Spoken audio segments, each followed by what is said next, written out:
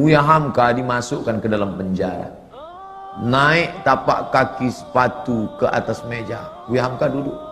Ditunjuk dengan telunjuk hina. Hei Hamka, pengkhianat negara, mau menjual NKRI ke Malaysia.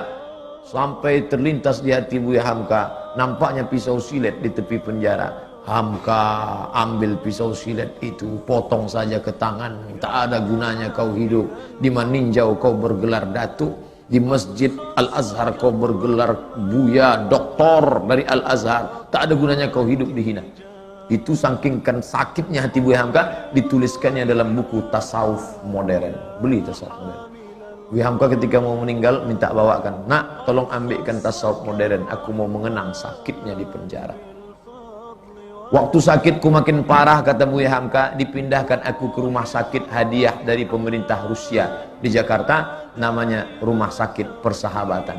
Disitulah Buya Hamka sampai akhirnya PKI tumbang dan Buya Hamka keluar. Buya Hamka tetap berdakwah, jadi imam ceramah. Ketika dia sedang duduk di rumah, datanglah orang membawa secari kertas. Assalamualaikum Buya. Waalaikumsalam. Tolong baca kertas ini. Apa isinya? Kalau aku mati nanti, tolong yang menyolatkan jenazahku adalah Hamka. Yang menyiksa, yang memenjarakan Buya Hamka selama 4 tahun itu akhirnya mati. Saya waktu itu penasaran, mau tak Buya Hamka ini? Mau tak? Mau Buya Hamka. Di situ kesal saya tutup buku itu. Kok mau dia? Kok mau Buya Hamka? Andai saya lah itu disiksa orang saya, lalu datang utusannya, andai aku mati, tolong yang mengimamiku Ustadz Abdul Somad, cari Ustadz Abu. Aku tak mau, sampai mati takkan ku solatkan. Barulah saya sadar betapa lembutnya hati Buya Hamka, lunak. Dia tak pernah di Al-Azhar, sekalipun dia tak pernah Azhar, tapi Al-Azhar memanggil dia, memberi dia gelar doktor. Tak pernah kuliah di Azhar. Ustadz Somad 4 tahun di Azhar, balik LC. Sadar diri, aku tak selevel. Hamka luar biasa. Difitnah, bersebar info seluruh Indonesia bahwa Hamka plagiator. Novelnya itu katanya diambil dari Al-Manfaluti, sastrawan Mesir. Ditulis di harian Lekra PKI punya. Siapa yang memfitnah dia? Pramudia Anantatur, Pram. Buya tak melawan, diam. Akhirnya isu itu hilang, PKI jatuh, NKRI tetap tegak berdiri, dan tak lama sesudah itu datang perempuan bermata sipit dengan suaminya mu'alaf, mau masuk Islam.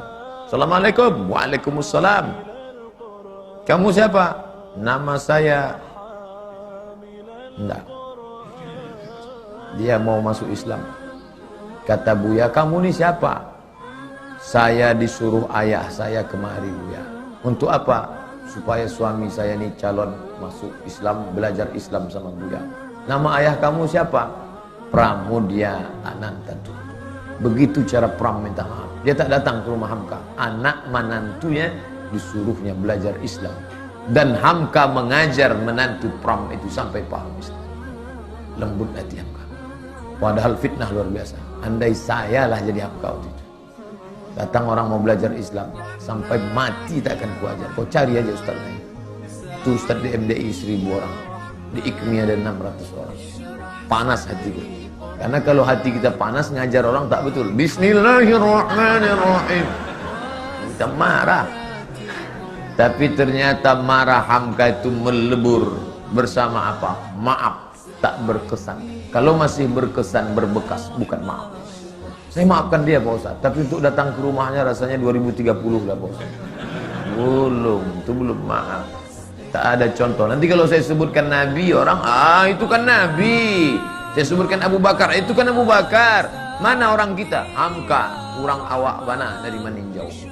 Bisa dia memaafkan. Luar biasa Haji Abdul Malik. Tapi jangan bayangkan Hamka itu tak pemarah. Hamka itu pemarah. Waktu dia pergi haji naik kapal, berhentilah kapal di pelabuhan Padang. Sampai di pelabuhan mau sholat, Ada pegawai kapal melarang sholat. Mau ngadu mereka ke Buya. Buya, ya ini ada pegawai kapal melarang sholat berjamaah. Katanya tak ada sholat berjamaah di kapal. Sholat aja di kamar masing-masing. Oh, bangkit Buya Hamka. Mana orangnya? Ini Amaang kurang aja, Apaang kurang aja, Datuk Niniang kurang aja. Itu asli, tak saya robah bahasanya. Buka buku judulnya Ayah, ditulis oleh Irfan Hamka. Dia ikut melaksanakan haji, naik kapal dan menengok Buya Hamka marah luar biasa. Jadi Hamka itu ada saatnya dia marah, ada saatnya dia lunak, ada saatnya dia berkonfrontasi, ada saatnya dia lembut. Dalam masalah kunut subuh, lembut hati Buya Hamka. Diundang oleh orang NU di Jember, diangkatnya tangan, Allahumma hdina fiman hadain, amin. Orang semua tahu dia Muhammadiyah tak berkunut, tapi hatinya lunak menjaga persatuan umat. Tapi ketika diajak dia oleh HMI, oleh Himpunan Mahasiswa Indonesia untuk menyambut Paus Paulus, tak mau.